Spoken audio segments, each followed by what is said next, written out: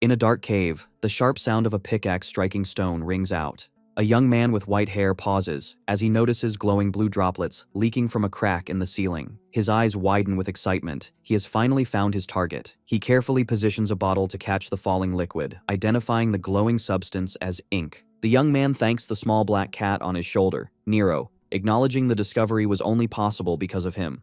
He looks toward the light at the cave's exit, thinking that if he brings this ink back, the pioneering corps might finally accept him. Relieved, he walks out of the cave and stands on a gray wasteland, looking toward a massive, radiant metropolis in the distance. Inside that bright city, a crowd cheers for the arrival of elite warriors known as colorists, who walk proudly with vibrant hair colors. Two citizens admire the warriors, discussing how the team successfully took down another giant creature. They know that as long as these heroes are around, the shining city will remain safe. However, the scene shifts to the darker, grimmer Shadow District. A line of people waits outside a building where a bulletin board announces the entrance exam for the C-rank Pioneering Corps, stating that anyone with color is welcome. Suddenly, the white-haired young man is violently thrown out, crashing onto the ground. Two examiners look down at him. One yells that this place is not for people like him. The young man stands up in frustration, holding out the bottle of blue ink. He demands to know the problem, insisting the ink proves his qualifications. The examiner points a finger accusingly at the boy and spells out the harsh reality: he is rejected because he is colorless. He explains that in this world, roles are decided at birth and mocks the boy for not knowing his place.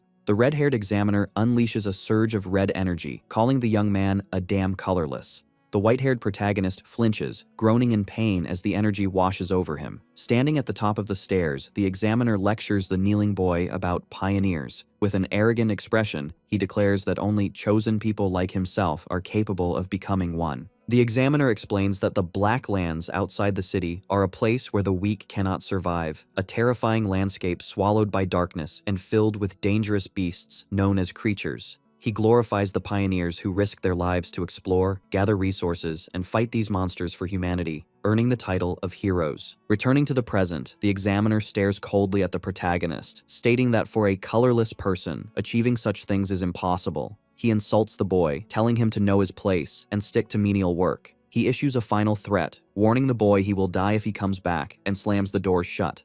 Left alone, the protagonist looks down as a soft sound comes from his chest. Nero, the black cat, pokes his head out of the boy's jacket. The protagonist pets the cat gently, saying they can just try somewhere else because he is used to this kind of rejection. Despite the humiliation, he forces a determined smile and promises Nero he will become the greatest colorist ever. He quickly tucks the cat back inside his clothes, worried someone might see him. The protagonist walks through the industrial streets, wondering where to go next. As he walks dejectedly, he hopes to find a place that will accept them, unaware he is being watched from above by a man with green hair. Later, the protagonist stands in a busy plaza, checking his notebook. He violently crosses out another location in a book filled with crossed-out names, realizing he has been rejected everywhere. He sighs, exhausted and defeated. Resigned, he approaches a building with a sign that reads, "Mari Workshop," muttering that it can't be helped. He opens the door and calls out to the owner. Inside, a girl with white hair and goggles pushes up her glasses and welcomes him back with a cheerful smile. Mari notices the protagonist's gloomy expression and guesses he failed another exam. As Nero hops onto the table, she greets the cat warmly. She tries to cheer the protagonist up, insisting the examiners are blind to his talent. However, he remains discouraged, asking what good his strength is if no one will accept a colorless person. Mari argues that his skills are proven by the fact he successfully brings back resources from the dangerous Black Lands. The protagonist stays humble, claiming his survival is only possible because Nero helps him. Changing the subject, he places the bottle of blue ink on the table and asks if she can buy it. Mari is delighted and agrees to pay him well. She pours the blue liquid into a pipe system, complaining that ink prices have skyrocketed due to shortages. The protagonist notes this scarcity is why people are calling for more pioneers. A view of the machinery shows their livelihood depends on these colorful fluids. The protagonist sighs, frustrated that no corps will hire him. Mari asks if he has thought about her previous suggestion. When he hesitates, saying the place she mentioned seems a bit... Mari abruptly slams a piece of paper on the table, shouting that he has to try everything. The flyer reveals a recruitment notice for the S-rank Dawn Pioneering Corps, stating the entrance test is open to all and is based strictly on skill. The protagonist stares at the paper in shock. He admits he always hesitated to apply to the prestigious S-rank corps, assuming he would fail. He wonders if a place like that would really recognize his skills. Mari encourages him to take the chance, reiterating that if it is truly skill-based, he might finally get the acknowledgement he deserves. She smiles, reminding him he has wanted to be a colorist for a long time. A flashback shows a young, lonely protagonist in the rain clutching Nero, revealing he has held this dream since childhood. Mari assures him she will always support him. Bolstered by her confidence, the protagonist smiles and decides he can't hesitate anymore. He firmly grabs the recruitment flyer. With renewed determination, he waves goodbye to Mari and leaves the workshop. Walking through the quiet alleys of the Shadow District, the protagonist clutches the flyer, thinking he needs to prepare thoroughly for the exam. Suddenly, he halts as Nero reacts to a presence behind them. A voice casually asks what is wrong, and a hand holding a wooden wand tipped with a glowing green orb appears from the shadows. The green-haired man who had been spying on him aims his wand directly at the protagonist, a magical crosshair locking onto his back. Without hesitation, he fires a blade of green energy. The protagonist turns in shock, but he is too slow. The energy blast strikes him violently, causing him to scream in agony. As he collapses, the green-haired man and his assistant stand over him. The attacker mocks him, noting that although he dodged a direct kill shot, he will be dead soon anyway. Bleeding and unable to move, the protagonist lies on the pavement while the attacker coldly remarks that no one cares if a colorless person dies. The protagonist weakly calls out to his cat. Seeing Nero's terrified face peeking from his clothes, the boy uses his last ounce of strength to urge the cat to run away. The scene shifts to an industrial area, marked with a warning for an ink waste disposal site. The protagonist groans as he regains consciousness, only to see the green-haired man smiling down at him. The man holds him by the collar, dangling him over a massive vat of black sludge. He taunts the protagonist, saying it is unlucky for him to be thrown in while still alive. The attacker explains that the pit contains ink waste, a deadly mixture that dissolves anything it touches, ensuring no body will remain. Terrified, the protagonist struggles and demands to know who this man is and why he was attacked. The green-haired man reveals that he and his partner were shocked earlier when spying on him. A flashback shows that while watching, they hadn't been interested in the boy, but in the creature hiding in his jacket. The man explains that a creature with the intelligence to follow a human is an incredible discovery. He calls Nero a true rarity as he tightens his grip on the protagonist's throat. Behind him, his assistant holds up a small cage. Inside, Nero sits trapped and crying while the protagonist looks on in horror, realizing his companion has been captured. Desperate, the protagonist grabs the green-haired man's collar, screaming at him to let go of the cat. The attacker is unimpressed, mocking the boy's anger as pathetic. His eyes glowing with greed, he explains the creature is too valuable for a colorless owner and will be sold for a huge sum on the black market. He easily overpowers the boy, choking him and lifting him into the air, sneering that the pet is too good for him. As he hangs helplessly, the protagonist scolds himself for being careless in the Shadow District. He reflects on his lonely past, thinking that while he has always endured discrimination, he absolutely refuses to lose Nero, his only family, over something like this. With a burst of fury, he warns the man not to mess with him and tightens his grip on the attacker's arm. The green-haired man pauses, noticing something strange. His expression shifts from arrogance to shock as energy crackles around his face. A swirling green aura flows from the attacker into the protagonist's hands, and the man cries out in panic, feeling something being forcibly sucked out of his body. Terrified by this unknown sensation, the man violently shakes the boy off, throwing him backward into the vat of toxic ink waste. The attacker dismisses the encounter as a waste of time, while Nero cries desperately from his cage. The villains declare they are now rich and head to the black market, ignoring the cat's tears. Deep beneath the black liquid, the protagonist watches the light fade, hearing Nero's cries grow distant. He tries to swim, but his body is paralyzed. As memories flash before his eyes, he wonders if his story will end in this dark pit. However, a vision of his younger self clutching the cat appears. He realizes he cannot give up yet because he still has a promise to keep. Deep within a void, a mysterious voice asks the unconscious protagonist why he is doing nothing. Confused, the protagonist asks the voice to identify itself. Large text flashes before him, commanding him to accept it. A torrent of thoughts rains down, urging him to save Nero and accept his true color. The protagonist's face becomes obscured by shadow as the voice demands he take back his power. A hand reaches out from a swirling vortex of black liquid. The protagonist stands motionless as a tendril of darkness dissipates above him. He looks down at his hands, now wreathed in black energy, confused that he was inside the ink. His memories are fragmented, but he pushes those thoughts aside to focus on what matters. Now a silhouette of shadow with glowing white eyes, he questions what he has become. A soft whimpering sound cuts through the silence, catching the entity's attention. He looks up to see two blurry figures standing high above, holding a small cage. Inside, Nero cries out. The sight of his companion snaps the protagonist back to reality, and he affirms he must save Nero. He reaches a hand of darkness toward the men. Suddenly, a massive geyser of black energy erupts from the depths. The green-haired man and his assistant recoil in terror, screaming. They look down into the disposal pit and are shocked to see the deadly pool of ink has vanished, leaving only a lone, dark figure standing at the bottom. The entity, emanating an ominous aura, begins to walk toward them. The green-haired man trembles in fear, his eyes wide with disbelief. As a gigantic claw of shadow descends upon them, he stammers, wondering if this terrifying being is a creature. The aftermath of the explosion leaves a scene of total devastation in the Shadow District. A frantic older man screams at a police officer, insisting he saw a small hand suddenly spring out from nowhere, causing a massive eruption of dark energy that wrecked the entire area.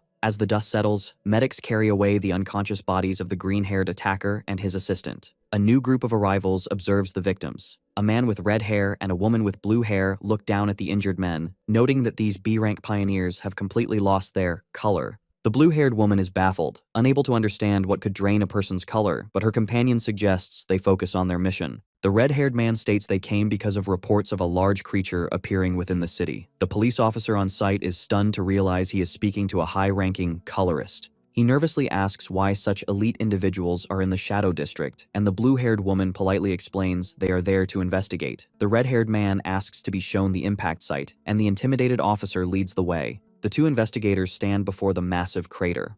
The red-haired man inspects the debris and notices dark stains, while his partner confirms there are traces of a creature. She points out it is highly irregular for one to appear suddenly inside the city, especially in the outskirts, explaining that usually only small animals are found within the city walls. Looking into the deep pit, the red-haired man wonders if they are dealing with a new monster variant. He looks bored but serious, realizing that tracking this unique entity will be troublesome since it doesn't fit the usual patterns. The scene shifts to a desolate landscape where rubble is piled high. In the darkness, a cat cries out. Kay, lying in the shadows, groans in pain. He feels a rough tongue and wakes up to find Nero licking his hair. Overcome with relief, Kay immediately pulls Nero into a tight hug, overjoyed that the cat is safe. However, the physical pain hits him, and he winces. Kay sits up, confused, and tries to piece together what happened. He remembers the bastards who attacked him and threw him into the vat, recalling falling into the toxic black liquid and sinking. His eyes widen in shock as he processes his survival. He holds up his hands in disbelief, wondering if the impossible has happened. He touches his head and feels something different. His hair, once white, is now jet black. Kay grips his new black hair, staring forward with utter confusion, unable to understand how he is still alive or why his appearance has drastically changed. Standing in the pitch-black darkness, Kay looks around, wondering why he cannot see anything. He calls out desperately to his companion, asking Nero to help. In response, the black cat leaps into the air and spins rapidly, emitting a blinding white glow that illuminates the area. The sudden light reveals a terrifying scene. They are in a deep cavern, surrounded by swarms of dark, monstrous creatures. Kay stares in shock, stammering as he tries to process where they are. He realizes with horror that they are in the Black Lands, a desolate wasteland far outside the city. He recalls this area, the Black Forest, is so deadly that only B-rank pioneers are permitted to enter. Realizing the monsters are swarming toward them, Kay panics. He yells for Nero to follow and immediately flees. The glowing cat flies alongside him, lighting the path as Kay runs for his life. He barely dodges a massive, shadow-like serpent, exclaiming that the situation is incredibly dangerous. Despite the danger, Kay thanks Nero for the light as they race through the dark forest. They scramble up rocky cliffs to escape the beasts chasing them, and Kay follows Nero's light as they jump down a deep, vertical drop to put distance between themselves and the horde. As he runs, Kay's expression shifts from fear to confusion as he notices something strange about his physical condition. He looks at his chest, where dark energy radiates, and realizes his body feels amazing. He notes with surprise that even after running for so long, he is not tired at all. He leaps across a wide chasm with incredible ease, realizing he is moving faster and with more agility than ever. He lands firmly, stunned by the realization that his body is overflowing with a new, mysterious energy. Nero senses danger first, his ears perking up as he notices a threat approaching. A ferocious, wolf-like shadow creature lunges at Kay, catching him off guard. Kay realizes too late that his defensive stance is weak and he cannot block the attack. Certain he is about to die, he squeezes his eyes shut and braces for the bite. The monster's teeth clamp down hard on Kay's arm, but instead of tearing skin, a loud cracking sound echoes. The beast's teeth shatter completely upon impact, leaving the creature confused. Kay opens his eyes, stunned to find himself alive. The shadow wolf, now toothless and terrified, whimpers and retreats into the bushes. Kay inspects his arm and realizes he is completely fine, without a scratch. He looks at his hands in disbelief, thinking a hit like that should have been fatal. His eyes widen as he finally understands that this durability is the power of color he has been searching for. Suddenly, heavy tremors shake the ground, drawing both Kay's and Nero's attention.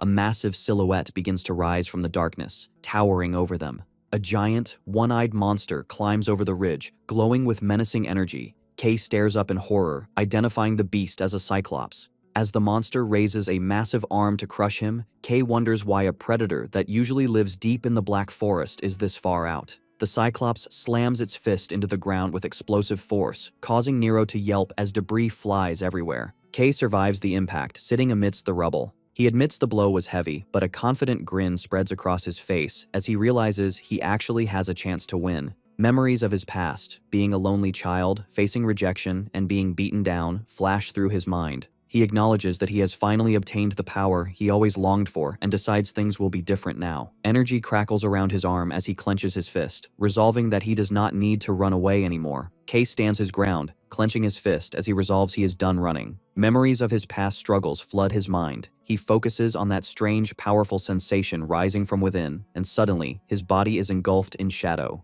He transforms into a being of pure dark energy with glowing white eyes. The Cyclops roars furiously and reaches out with its giant hand to crush the small figure. However, Kay launches himself off the ground with explosive force. Flying through the air, he prepares to strike. He delivers a devastating punch that completely shatters the giant monster into pieces. The force of the blow creates a massive shockwave that blasts through the landscape, clearing a path through the trees. Kay soars through the air, surrounded by the debris of his enemy. He remains in his transformed state for a moment, but then his eyes widen as he notices something changing. The dark energy suddenly dissipates, and he finds himself floating high above a lush landscape under a bright sun. He looks down in awe at the vibrant forest and the waterfall below, amazed by the vivid colors of nature around him. Just as quickly as it came, the power vanishes, and his hair turns back to white. He looks down in confusion. Panic sets in as he realizes gravity is taking over, and he is helpless in the air. Screaming in terror, he falls rapidly toward the trees and crashes into the forest below. Kay drags himself out of the debris from his fall, while Nero hovers above, looking concerned. Kay collapses to his knees, gasping for air as the dark energy that enveloped him begins to evaporate like smoke. He realizes with horror that his color is rapidly fading away. Panic sets in as Kay understands the drawback of his new ability. He realizes that the more he uses this intense power, the faster it drains from his body, and at this rate, he will be left defenseless. Suddenly, the world around him goes pitch black, and a mysterious voice echoes in his mind, asking him what he is waiting for. The voice commands him to act, pointing out that the prey is lying right in front of him and urging him to eat it quickly. Kay looks down at the scattered remains of the Cyclops he just defeated. The voice manipulates him, asking if he wants to live and instructing him to simply reach out his hand. Exhausted and sweating, Kay struggles to stay conscious. He looks desperate as the voice continues to demand he use his hand. His eyes glow faintly as he fights for survival. Trembling, he obeys the instinctual command and reaches his hand toward the monster's remains. Kay places his hand firmly on the carcass of the Cyclops. Immediately, a dark technique activates, and he begins to absorb the shadowy energy lingering in the monster's body. Nero watches with wide, shocked eyes as his owner performs this terrifying feat. A massive pillar of black light erupts from the forest, piercing the sky as Kay fully consumes the energy. As the light fades, Kay is left panting heavily, the exhaustion slowly leaving his body. He leans back against a rock, his hair black once again, and his energy restored. He looks up at the sky, letting out a sigh of immense relief, realizing that he is going to survive. Back at the Mari workshop, the day seems peaceful. Inside, Mari is working on a blueprint when the door chime catches her attention. She looks up to see a mysterious, silhouetted figure in a ragged cloak standing in the doorway. Trying to be polite, Mari welcomes the stranger with a smile, though she is already trembling with nervousness. She asks if they have a special request, but the hooded figure simply stands there, emanating a dark aura. The stranger takes a heavy step forward. Mari, now visibly nervous, calls out to him, pointing out that he looks suspicious. When he continues to approach, she panics and grabs a large wrench, warning him that she will attack if he comes any closer. The figure suddenly rushes toward her, causing Mari to scream in terror and squeeze her eyes shut. However, the intruder stops and pulls back his hood, revealing a familiar smile. He tells her to calm down. Kay reveals his face, scratching his head sheepishly. He tells her it is just him, though he admits he barely recognizes himself now. Mari drops her defensive stance, her eyes wide with shock. She stammers, unable to process the drastic change in his features. Her voice echoes outside as she screams in disbelief, demanding to know what happened to his appearance. Mari is shaking, clutching a metal pipe in fear as she faces the hooded figure. Suddenly, her fear turns into explosive rage. She pulls out a hammer and a wrench, screaming that she won't forgive the bastards who hurt him. She swings the tools wildly, shouting that they deserve to have their heads smashed, while Kay frantically tries to calm her down, assuring her he is fine. Realizing it is truly him, Mari sets the wrench down, admitting she got carried away because she was terrified after losing contact with him. Her expression softens into a relieved smile, and she tells Kay she is happy he is safe. Kay apologizes for making her worry. Internally, Kay reflects on the absurdity of his situation, thinking that surviving a fall into toxic ink and gaining a color is unbelievable. He voices a concern to Mari, noting that his new color is black, which is associated with monsters, and wonders if people will look at him in a bad light. However, he quickly brushes the worry aside, deciding that what matters is that he finally has the chance to become a colorist. He declares he will go straight to the Pioneering Corps entrance exam and thanks Mari for her help. Kay then sheepishly asks if he can borrow some clothes, promising to return them. Mari looks exasperated, sighing and asking how many times he is going to beg. However, she smiles warmly, telling him to consider it an investment in a future colorist. She suddenly grabs Kay's hand and pulls him along, telling him to follow her. Kay looks surprised as she cheerfully announces she has the perfect items for him. The scene shifts to a large crowd of aspiring pioneers, marching up the stairs of a massive coliseum-like building. Inside, hundreds of participants gather on the floor, which is marked with large white square platforms, preparing for the exam. Among the crowd, a group of 3 men chats nervously. A man with blue hair and the number 183 on his chest tries to calm his anxious friend.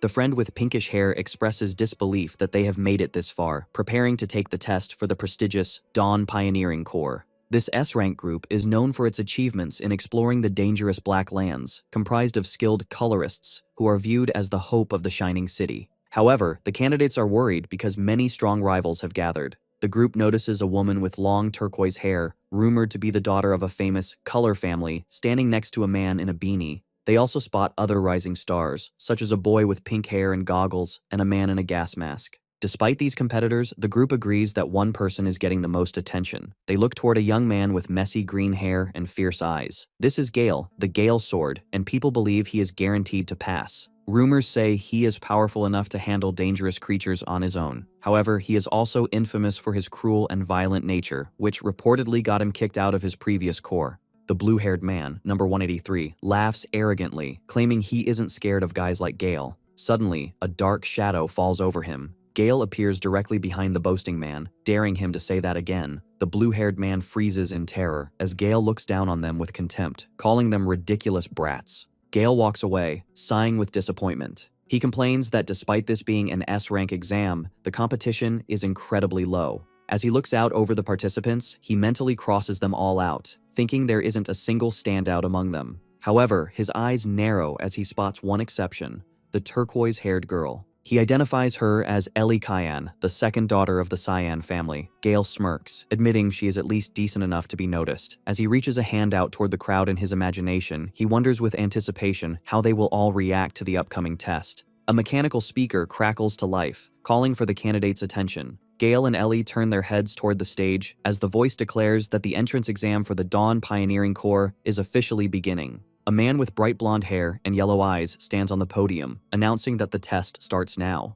The crowd gasps, realizing the examiner is a famous colorist from the Dawn Pioneering Corps. The candidates whisper excitedly, recognizing him as a hero who made huge contributions to a recent creature hunt. They realize that if an elite colorist like him has shown up, the Corps must be serious about this recruitment. The candidates feel an overwhelming presence radiating from him, noting that S-rank Corps members are on a different level. The examiner looks down at the crowd and welcomes them. He thanks everyone for applying, acknowledging they all have their own goals, whether money, power, honor, or duty. However, he states coldly that none of those reasons actually matter. His eyes glowing, the examiner explains that in the end, only skill allows a person to achieve anything.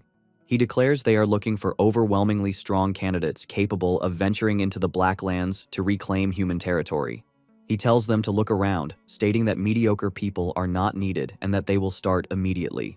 He gestures to the square platforms on the ground, announcing the first test will be a tournament. He explains that combat ability is the most important skill for a pioneer because the world outside the city is a brutal place where only the fittest survive. He clenches his fist and commands the candidates to prove their abilities. He explains that those who pass the first round will be decided by the tournament results and instructs them to step onto the stage when their number is called. The examiner calls out number 126 and number 286. Gail, number 126, steps forward with a serious expression. The crowd murmurs, calling Gail a heavyweight and expressing pity for whoever has to fight him so early. Gail, however, lets out a wicked smile, thinking he is lucky to have some fun right from the start because he was dying of boredom. His eyes narrow with predatory excitement as he wonders how he should play with his opponent. Gail notices someone approaching the stage, wondering what is up with the creepy guy walking toward him. Standing opposite Gail is a figure completely hidden in a ragged cloak wearing the number tag 286. Gail analyzes him, thinking the hooded figure's stance looks awkward and weak. Gail grips the hilt of his weapon, deciding talking doesn't matter anymore. He draws his sword with a sharp sound, declaring he is tired of being quiet. Unleashing his power, he swings his blade, creating massive streaks of green wind energy, deciding not to hold back. The spectators watch in awe, recognizing the signature technique as the Gail sword. As glowing green swords materialize in the air around him, the crowd praises him as a genius for handling such advanced swordsmanship at his age. Gail stares intensely at his opponent, challenging the hooded figure to try and block his attack. With a burst of speed, Gail stomps the ground to gather momentum, threatening to shred his opponent if he fails to defend himself. He charges forward with incredible force, surrounding himself in a whirlwind of energy. The hooded figure stands completely still and silent, unmoving in the face of the approaching attack. As Gail descends from the air, swinging his blade down with a shout, the hooded figure simply steps in and delivers a devastating left hook to Gail's face. The impact is so powerful that Gail is sent flying backward across the arena. The arrogant candidates from earlier scream in terror at the unbelievable sight. Gail crashes violently into the arena wall, creating a massive spiderweb of cracks. He slumps forward, unconscious and defeated in a single hit, leaving the crowd to wonder how such a thing is even possible. The hooded figure, now revealed to be Kay, rubs his wrist and looks down, admitting that the sudden movement startled even him. His hood has fallen back, revealing his messy black hair. He reflects on the sudden acceleration and chaos of the moment. Suddenly, a spectator points a trembling finger at Kay, screaming in disbelief. He isn't pointing at the victory, but at the color of Kay's energy, black. The blonde examiner watches with a serious expression, noting internally that black is the same color possessed by creatures. Even Ellie Cayenne looks stunned, wondering if it is even possible for a human to possess that color. Kay stands alone in the center of the arena, unaware of the gravity of the situation. The others question if the power to defeat the Gail sword in one hit comes from this mysterious black energy. Kay looks around nervously at the shocked crowd, confused by their reaction, and innocently wonders if he has made a mistake. The tournament continues with intense battles. In one match, a terrified candidate launches sharp stones, but Kay charges forward, easily evading them. He closes the distance instantly and delivers a powerful punch, sending the magic user flying. The announcer declares him the winner. Kay's winning streak continues as he dominates, violently slamming another opponent and knocking out a third. High above, the blonde examiner watches with interest, declaring that Kay is the standout applicant. He excitedly notes that Kay is the first ever black holder and insists they must recruit him immediately before rumors spread. Suddenly, heavy footsteps approach, and a voice casually remarks that it looks like a tough day. The blonde examiner turns in surprise to see the red-haired man and blue-haired woman from the explosion site. The examiner asks why Team Leader Red is here, but the man waves his hand, claiming they are just passing by. They briefly discuss the investigation into the large creature incident. The Red leader sighs, admitting there has been no progress. He then asks if there are any worthy candidates. The examiner mentions the young lady from the Cayenne family and an extremely unique candidate. Suddenly, the Red leader's eyes widen as he senses something. He looks into the arena and spots Kay, immediately noticing the black energy. As the examiner praises Kay, the Red leader stares silently at the boy. The blue-haired woman whispers to her leader, asking if that kid is connected to their investigation. The Red leader confirms it is likely him. Internally, the Red leader concludes that a new color appearing right after the incident in the Shadow District is too big of a coincidence to ignore. He decides to keep a close watch on Kay for now. Unaware he is being observed, Kay looks at his clenched fist, smoking with dark energy. He is thrilled by his incredible power, realizing that becoming a pioneer is finally possible. However, he recalls the physical toll the transformation took and warns himself to be careful. He knows that if he overuses this power and loses his color mid-fight, he will be defenseless. A massive surge of freezing energy erupts from the arena, creating a wall of ice. Ellie Cayenne stands calmly amidst the cold mist. The announcer declares number 17 the winner, revealing she has encased her opponent in a solid block of ice. The spectators, including Kay, watch in awe, commenting that the Cayenne family's color is always impressive. As Ellie walks down the stairs, Kay watches her, wondering how anyone could defeat such overwhelming magic. Suddenly, Ellie stops as she passes Kay, staring directly at him with a sharp, curious gaze. Her blue eyes narrow suspiciously as she scrutinizes him. Without a word, she turns and continues walking, leaving Kay confused. The announcer says the first exam has concluded. The blonde examiner stands on the podium and thanks everyone for their hard work. He explains that since they are behind schedule, they will move straight to the next test. He instructs the failed candidates to leave, and they walk away dejectedly. The blonde examiner begins to announce the next test, but is interrupted by a hand on his shoulder. The red-haired man steps forward with a confident smile, taking over. He looks at the surviving candidates and declares that the second exam will be led personally by him. The candidates look up in shock, realizing who is standing before them. Colorist Red. He is one of the Shining City's strongest colorists, famous for retaking the Black Lands. However, the candidates are terrified, recalling rumors that his destructive power is so intense that even allies hesitate to work with him, and that when he is in charge of an exam, no one ever passes. The blonde examiner looks worriedly at Colorist Red, asking if he is sure, warning that the captain will scold him for changing the exam format. Red laughs it off, stating he gets nagged every day anyway. He announces that the test is simple and tells the crowd to just endure as his body erupts in massive flames. A giant wave of fire surges toward the terrified applicants, forming individual spherical barriers around each person, trapping them. The candidates panic as they are enveloped in intense heat. Red explains that he has recreated the environment of a certain region, noting it will get pretty hot. He illustrates that the Black Lands are full of extreme environments where humans can barely survive. He belittles the current test, claiming this heat is nothing more than a warm stove. With a serious expression, Red reiterates that if they endure, they pass. However, his eyes narrow coldly, as he adds that anyone unable to withstand this heat never had the qualification to become a pioneer. Inside the fire spheres, the candidates are suffering. One man realizes he cannot scratch the barrier, while others scream in agony. They wonder in terror what kind of hellish place the Black Lands must be if this is considered mild. Watching from the side, the blonde examiner notes that despite rumors, Red's skills haven't dulled. He marvels at Red's incredible control, observing how he instantly covered so many people. He acknowledges that this power is what one expects from someone at the peak. Suddenly, a loud cracking sound cuts through the air. Red and his assistant look over as one of the fire barriers turns blue and fractures. A massive surge of ice energy explodes outward, shattering the fire sphere. Amidst the falling shards of ice, Ellie Cayenne stands tall, having broken free. Red looks at her, admitting that this is pretty good. He reflects that while the Cayenne family's power is a natural counter to fire, his own power is usually strong enough to overwhelm that advantage. Staring at the young woman, Red concludes she might actually deserve to be called a real prodigy. Red wonders about the other candidate they were interested in. Inside his fire sphere, Kay appears to be standing still. Red observes him, noting that unlike the girl, this boy isn't breaking through.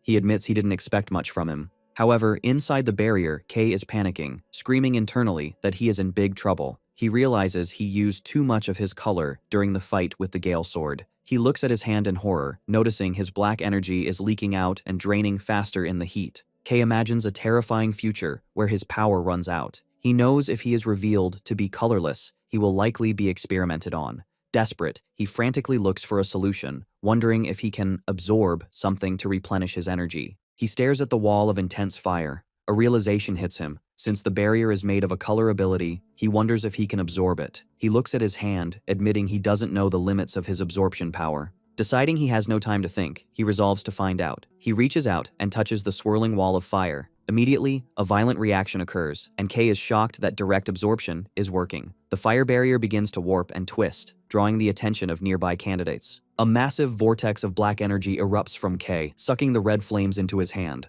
From the podium, Red and the blonde examiner stare down, stunned and unable to comprehend what they are seeing. Red breaks into a nervous sweat, forcing a smile as he remarks they have found a real lunatic. In the arena, Kay stands amidst the dissipating energy, looking terrifyingly powerful with red and black aura swirling around his hands. The entire arena falls into a heavy silence. However, internally, Kay is panicking again. He forces a smile, thinking this wasn't supposed to happen. He realizes with regret that he has accidentally stood out way too much. Ellie Cayenne stands frozen, questioning if she is hallucinating as she stares at the young man enveloped in dark energy. She looks at Kay and wonders if black is even a color a human can possess. Recognizing this is something unprecedented. A sense of anxiety washes over her as she watches him. Memories of the pressure to be the best flash through her mind.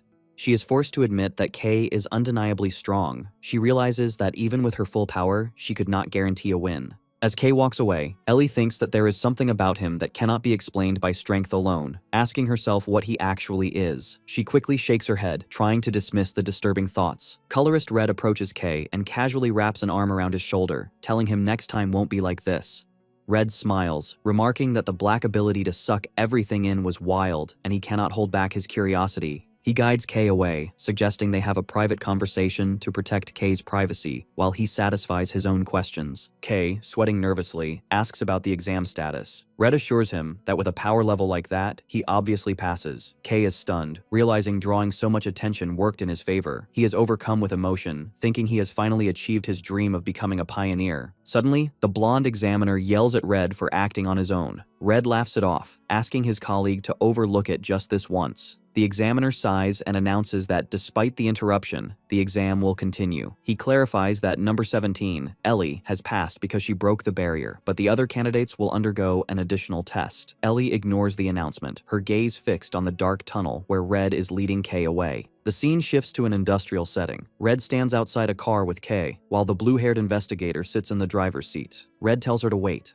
Kay looks at his surroundings, and his expression turns to pure shock. He stares at a massive landscape of rubble and destruction, realizing with horror that Red has brought him back to the exact location where he fell into the ink waste. Colorist Red looks over the devastated ruins, remarking that it is an ugly sight. He explains that a major incident occurred here, causing Kay to freeze. Red recounts that for the first time in history, 2 pioneers were found completely drained and colorless. He adds that eyewitnesses saw a massive creature at the site. Red turns sharply toward Kay, pointing out the suspicious timing. He notes that shortly after that creature appeared, Kay emerged as the first person to possess the color black, calling it a coincidence. His eyes glowing, Red analyzes Kay's power, describing it as an ability that absorbs other colors. Kay sweats nervously as Red stares him down, declaring this is a completely foreign ability. Internally, Kay panics, realizing Red suspected the connection from the start. He frantically wonders if he can run, but looking at the man's overwhelming aura, he realizes it is impossible to escape from a hero. Suddenly, Red laughs, breaking the tension.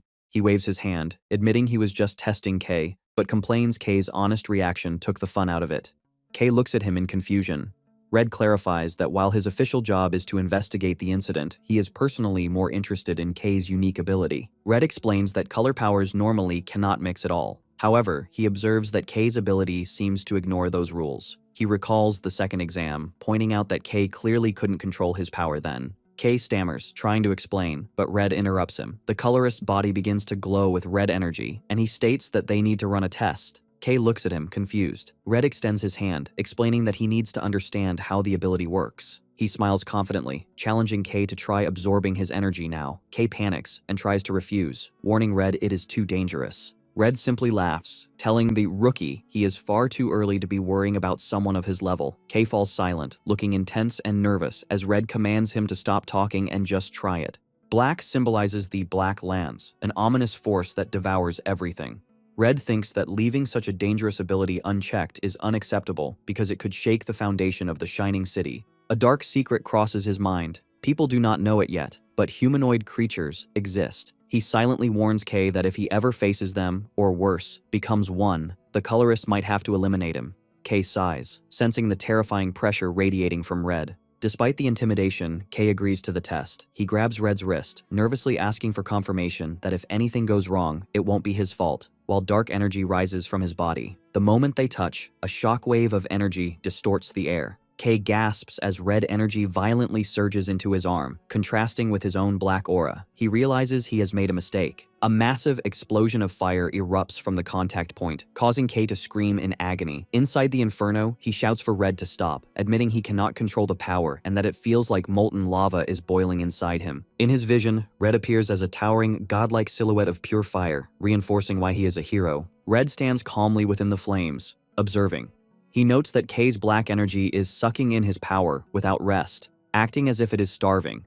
He realizes that because Kay's power is immature, strong individuals can resist the absorption, but this ability would be instantly fatal to most ordinary people. As the flames swirl, Red's eyes narrow with deeper curiosity. He thinks what they saw during the exam cannot be the full extent of the ability. He decides he wants to know not just how Kay absorbs colors, but how those absorbed colors are used. The situation escalates as the energy between the two violently reacts. Red watches as the black energy from Kay's arm begins to warp and spike, mixing with the red aura. Suddenly, a massive explosion of red and black energy bursts outward. Red is pushed back by the blast. He stares in shock at the figure emerging from the smoke. Kay has partially transformed. The right side of his body is now encased in a jagged demonic armor of solidified red and black energy. Red grits his teeth, realizing this form is ominously familiar. As he looks at the monstrous clawed hand and glowing eye, Red admits to himself that he would believe he was looking at a creature. The resemblance confirms his suspicions, and he realizes with certainty that Kay was behind the incident where the other pioneers lost their colors. Kay struggles to maintain consciousness. Red decides that his priority is safety and resolves to put out the fire before Kay goes on a rampage. He summons a ball of flame, preparing to subdue Kay by force. However, Kay lets out a low growl, causing Red to pause as the boy seems to be fighting something else. The scene shifts to Kay's internal perspective, a pitch-black void filled with demanding red text. The voices of the power scream at him, demanding intense color and urging him to bring more. Kay gasps in the real world, distressed by these intrusive voices. The voices continue to tempt him, telling him it is wasteful to hold back and urging him to take it. Kay mentally screams at the voices to shut up and stay still. With fierce determination, Kay's visible eye glows red. He rejects the temptation, ordering the power to shut up and stay crushed as he exerts his will over the chaotic energy. A shockwave blasts outward as he forcibly compresses the energy back down. The jagged armor dissipates, leaving Red with a look of genuine surprise. Kay is left panting heavily from the exertion. Red looks at him, impressed and stunned, asking if the rookie actually managed to suppress that overwhelming power on his own. Kay is left panting, his heart racing. He thinks it is insane that he survived and frantically wonders why he went berserk. He glances up nervously, terrified he lost control in front of a colorist. Knowing he needs to understand his ability, he hesitantly approaches the older man. Red, however, looks delighted. He admits he was caught off guard because the power Kay absorbed was stronger than he expected, but he grins and declares the experiment a success because it was fun. He tells Kay that if he wants to achieve anything, he has to be willing to take risks. Red decides that is enough for the test, but then pauses, saying there is one more thing. He reminds Kay that he is the investigator assigned to the destruction incident at this very spot, and his duty is to find the culprit. With a calm but threatening smile, he points out that the person in front of him looks like a perfect suspect. Kay freezes, his face pale with panic. Red explains the gravity of the situation. He recalls how witnesses saw a massive shadow creature, warning Kay that more people are interested in this case than he thinks. He argues that once rumors about Kay's black ability spread, it will be easy for authorities to pin the blame on him. He gestures to the ruined industrial district, noting the damages will cost hundreds of millions. He adds that if the city leadership decides Kay is too dangerous, he could be banished or turned into a lab rat. Kay grits his teeth in frustration, realizing he is trapped. He knows there is no way to prove his innocence. Suddenly, Red offers a lifeline. He suggests that if Kay agrees to come under his command, he might be able to do something. Without a second of hesitation, Kay bows at a 90-degree angle, loudly shouting that he puts himself in Red's care. Red tells him to listen to the full condition first. He clarifies he won't fix everything for free. In exchange, Kay will have to grant him a few favors. He asks if Kay thinks he can handle that. Kay forces a desperate, trembling smile. Internally, he screams that anything is better than owing millions or becoming a science experiment. He loudly agrees, promising to do absolutely anything Red needs. In the desolate wasteland, a small creature trembles in fear just moments before a massive wheel slams down, narrowly missing it as a heavy vehicle roars past. A large, armored transport truck drives through the foggy, rugged terrain of the Blacklands. Inside, Kay looks out the window, thinking this is his first time traveling this far out and wondering if this is his first real step as a pioneer. Suddenly, his thoughts are interrupted by Gail, a green-haired man who glares at him, calling him black-haired one. Gail rudely tells Kay he is being distracting and orders him to shut up, though Kay hasn't said a word. Kay looks at him with a confused expression. Kay sits awkwardly in the transport bay. He thinks starting as a pioneer immediately was what he wanted, but the atmosphere is tense. He glances at the furious Gail and the silent Ellie Cayenne, questioning if being on the same team is the right move. A flashback reveals a conversation from the day before. Red asks a surprised Kay if he is ready to join the exploration, explaining he needs him to go to a specific spot in the uncharted area. Seeing Kay's nervous expression, Red laughs and tells him not to worry. Red shows Kay a map, assuring him he won't be alone. He explains that new recruits who pass the exam will also be deployed to the area, and that the official roadmap will be announced soon. Kay just needs to be at the location on time. Back in the present, Kay looks at his teammates, noting they were already on the truck. It is revealed that because Red's interference compromised the previous exam, the participants were given another chance. Many skilled individuals, including Gail, passed strict additional tests. Meanwhile, Ellie Cayenne, the top-ranked rookie, joined Red's team at her own specific request. Gail stares at Kay with intense resentment, unable to believe he was humiliated by a fool. He thinks back to their fight, convinced he only lost because he let his guard down for a moment, and vows it won't happen again. He threatens Kay, warning him to be ready once the exploration ends. He mutters that if Ravian hadn't been behind him, Kay would already be dead.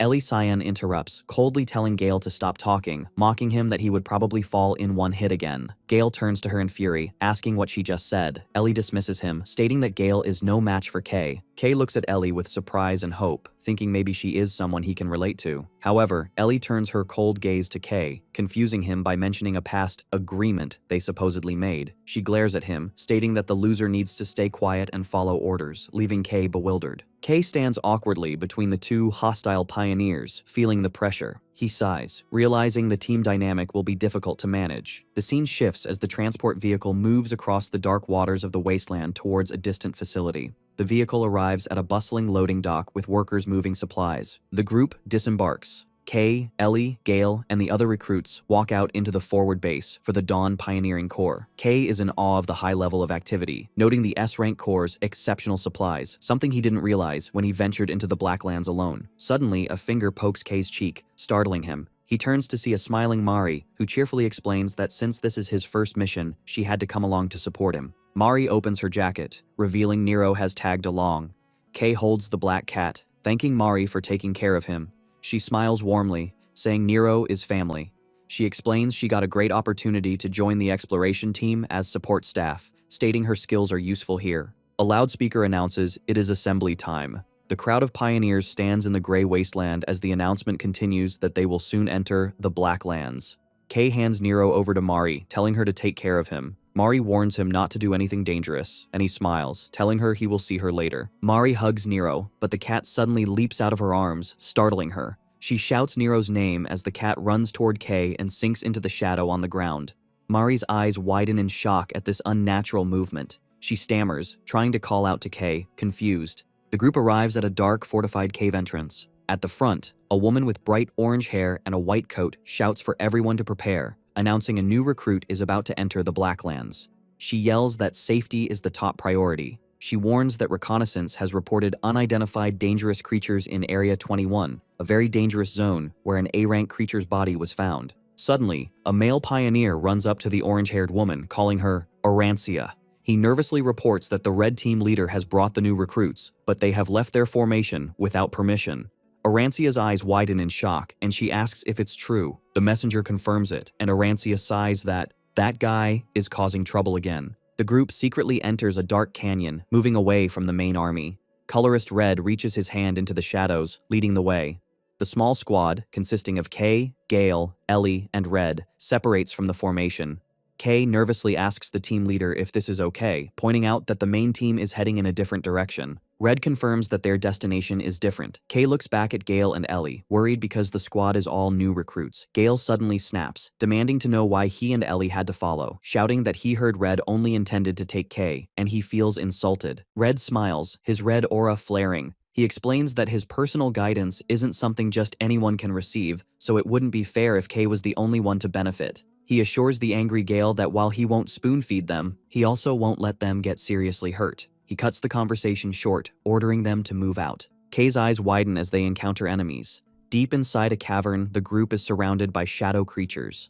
While Red holds a lantern, Kay, Gail, and Ellie engage in a chaotic melee.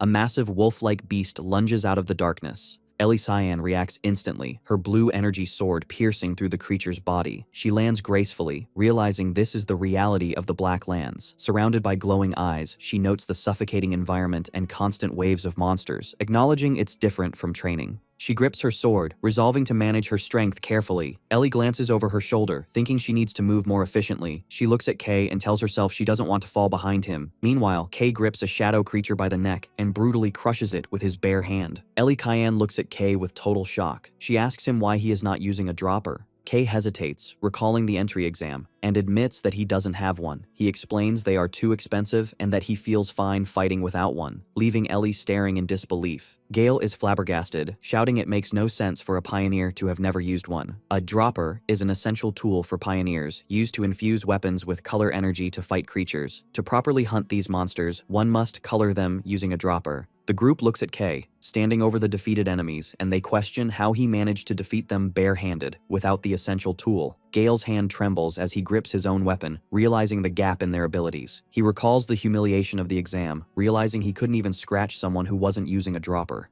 Gail grits his teeth in frustration. He glares at Kay's back, swearing to himself that he will crush Kay with his own hands one day. As they continue deeper into the cave, Red leads the way with a lantern while Gail follows, seething with anger. Red glances back at his squad with a smirk, thinking it is not bad to see two geniuses being motivated by a rookie. He smiles, believing things are only going to get more interesting. He cheerfully urges the group to give it a bit more effort, telling them they are almost there and suggesting they finish quickly to have a party. After the battle against the shadow beasts, the carcasses of the wolf-like creatures lie scattered. Colorist Red calls for a 10-minute break, though he warns the group, Gail, Kay, and Ellie Cayenne, that the real mission has not yet begun. Gail sighs, complaining he has used up a significant amount of his color energy. He pulls out a small bottle of glowing green liquid. As Gail drinks, Kay identifies it as personal ink. This is a specially refined alchemical ink, an essential but rare supply for pioneers that restores their color. Because it must be crafted to match the user's unique color, it is insanely expensive. Kay watches with envy as both Gail and Ellie drink their custom inks, wishing he had the funds for such luxuries. Kay quickly dismisses the thought, walking away from the group. He reaches his hand out toward a defeated shadow creature's corpse. A massive swirl of dark energy erupts from its body as Kay activates his ability, absorbing the shadow directly into his hand. The black energy flows into him. Kay clenches his fist, his energy fully restored, and announces his recovery is complete. He turns back to his teammates, who are staring with horror and disbelief. Ellie hesitantly asks if he is sure he is okay. Kay waves off their concern, explaining he has done this a few times. Gail shouts in disbelief that Kay just absorbed a monster without flinching. Before they can continue, Red interrupts, declaring the break is over. The group travels deeper into the canyon until Red announces they have arrived. The team sees a massive, swirling dome of pure black energy blocking their path. Kay stares, muttering that it looks like a black curtain.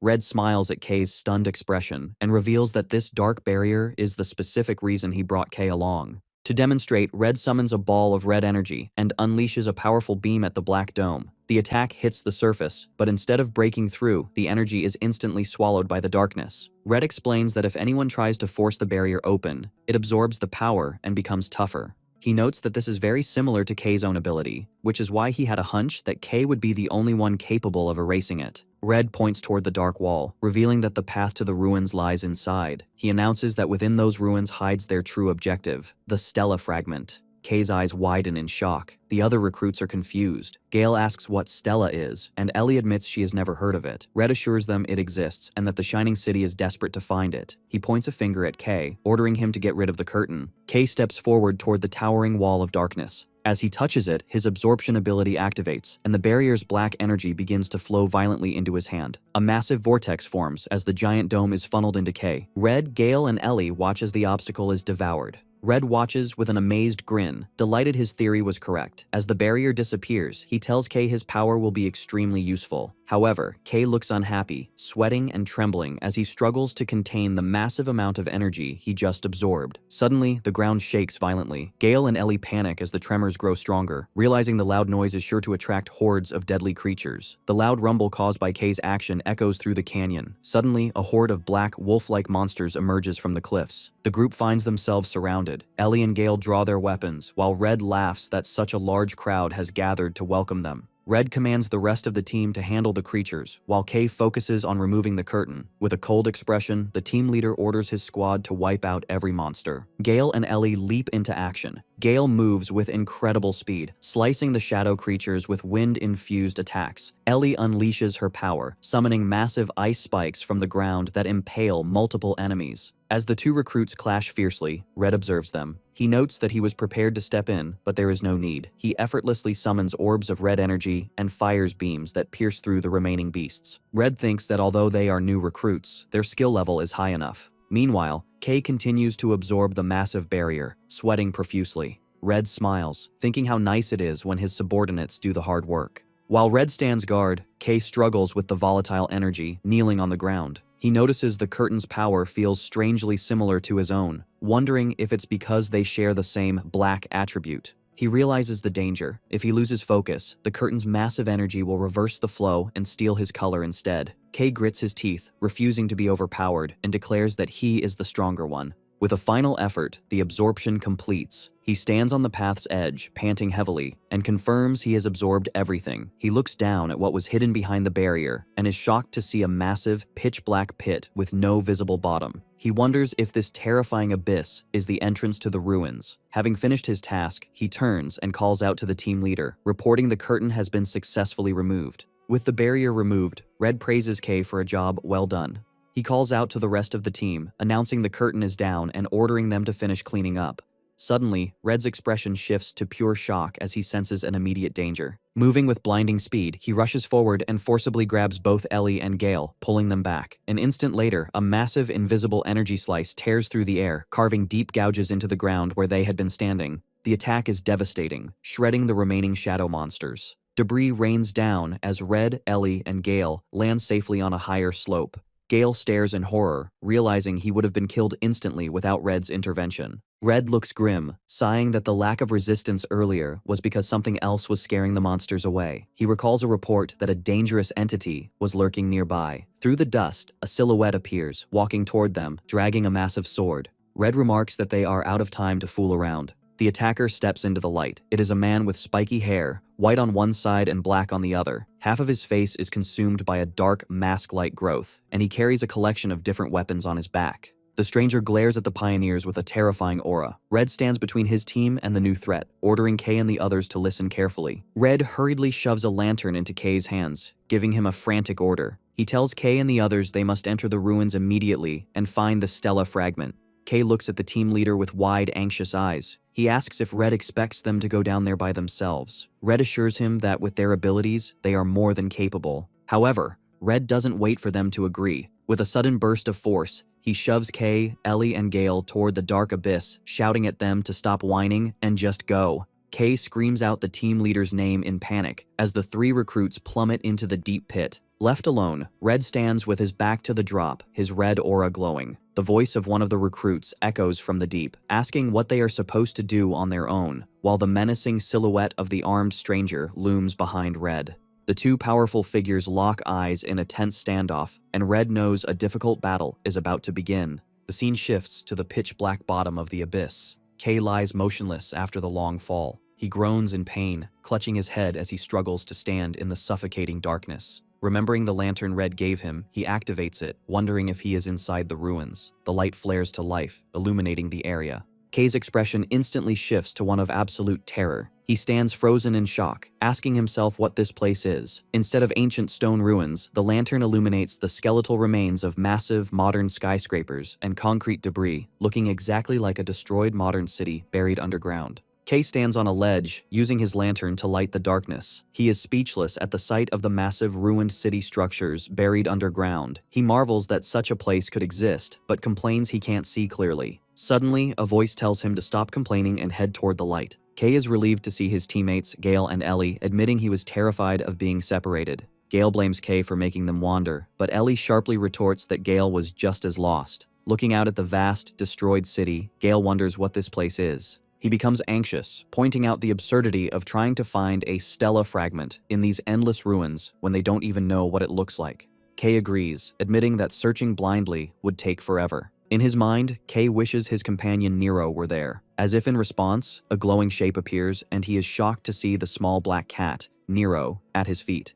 Kay panics, wondering how the cat followed them. Ellie notices the animal and asks if it is a creature. Kay breaks into a cold sweat, thinking he is in trouble now that his secret pet has been discovered. However, he quickly calms down, realizing this might be a good opportunity to prove the cat's worth. He calls out to Gail and Ellie. Holding Nero, Kay smiles confidently and announces he has a way to find the Stella fragment easily. The group gathers as Kay explains that the little creature he has been raising will lead them to the objective. Gail shouts angrily, refusing to believe it. However, while Gail argues, Ellie completely ignores him, captivated by the cat's cuteness. Kay decides to demonstrate Nero's abilities. The black cat cries out from Ellie's chest, then leaps out of her arms, startling her. Mid-air, the cat transforms into a swirling vortex of energy. A blinding light erupts, illuminating the dark ruins and leaving the group in shock. The ball of light streaks forward, creating an illuminated path, and the three pioneers follow it. As they walk, Gail expresses his disbelief, questioning how a creature can have such intelligence and a special ability. He demands to know where Kay found it. Kay ignores him and interprets the glowing cat's movements, telling the group that Nero says the Stella fragment is right there. Suddenly, the creature notices a trail and shoots away. The trail of light winds through the ruined city, and the group arrives at a massive concrete structure. A dark tunnel entrance lies ahead, and Kay wonders how much deeper they have to go.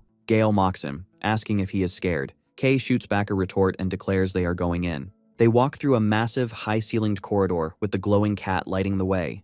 Kay remarks that the facility is much larger than he expected. Suddenly, he notices Nero hovering in front of a large metal door and concludes it must have found something important. The silence is broken by the heavy sound of a massive mechanical foot. Kay freezes as a giant metal leg lands right in front of them. The recruits look up to see a towering, rusted automaton standing before them. Gail is confused, noting it looks different from the biological creatures they are used to fighting. Suddenly, the robot activates a scanning beam, sweeping a sheet of light over Ellie Cayenne. The machine processes her data, displaying a hex code for her bright blue color. The scanner then moves to Gail, registering his green color code. The beam finally lands on Kay, who nervously realizes the machine is scanning their colors to identify them. The machine completes the scan, displaying the hex code for absolute pitch black. Upon detecting this, the robot's eye glows brighter. It announces it has detected the color of the Black Witch and, identifying Kay as a threat, declares it will begin elimination. Confused by the title, Kay is hit by the robot's devastating punch before he can react. He is sent skidding backward, groaning in pain but managing to block the direct hit. He glares up at the machine with fury, shouting in frustration. Kay shouts defiantly at the machine, declaring they will not hold back.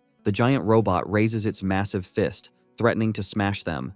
Kay charges forward, his fist colliding violently with the machine's metal arm. He recoils in pain, wondering why its armor is so tough. Gail watches in confusion as the robot prepares another heavy punch. Ellie steps in, striking the machine with her rapier, but sparks fly as her blade hits the armor. She stares in shock, realizing she hasn't left a single scratch. Ellie panics, wondering if her powers are ineffective against a machine. Meanwhile, Kay analyzes the opponent, noticing the glowing core in its chest. He sees liquid swirling inside and identifies it as the weak point. Kay dashes forward, throwing a sharp left hook. Suddenly, the robot reacts with unexpected speed, swinging its arm like a club.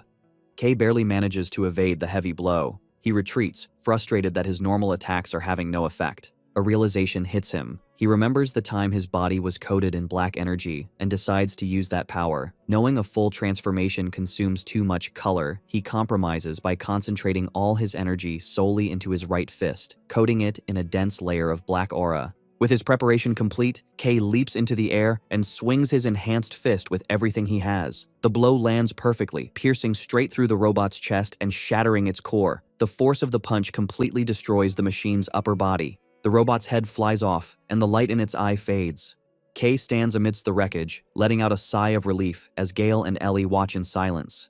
Amidst the debris, Kay notices a round object and picks up the robot's core, thinking Mari would be happy with it as a gift. Suddenly, Gail yells at Kay, demanding to know what that power was. He and Ellie corner Kay, bombarding him with questions. Kay nervously deflects their questions by claiming the technique drains his color severely. As he speaks, the large metal door behind them begins to slide open, revealing a pitch-black void. Suddenly, Nero flies out of the darkness, crying out in panic. The cat hovers near Kay, shaking in fear. Kay looks toward the dark doorway, sensing something strange. Despite the cat's warning, he steps closer, admitting he can't see anything inside. As his fingertips make contact, the black surface ripples like water. Suddenly, the darkness erupts outward. Massive tendrils of shadow surge from the doorway, enveloping the group. Gail and Ellie scream as they are dragged toward the entrance. Helpless against the force, all three are sucked into the black void. The group falls through an endless black space, landing in a new, pitch-black environment. Gail groans in pain, complaining about the fall and the darkness. He lifts his hands to check on himself, then pauses, noticing something strange. He looks down at his chest and grabs his jacket in pure shock, realizing his color, the green that defines his power, has completely vanished, leaving him in black and white. Kay and Ellie stand beside him, equally horrified. The entire world around them, including their bodies, has lost all saturation. They stand in this monochrome reality, confused and terrified, wondering what has happened to them.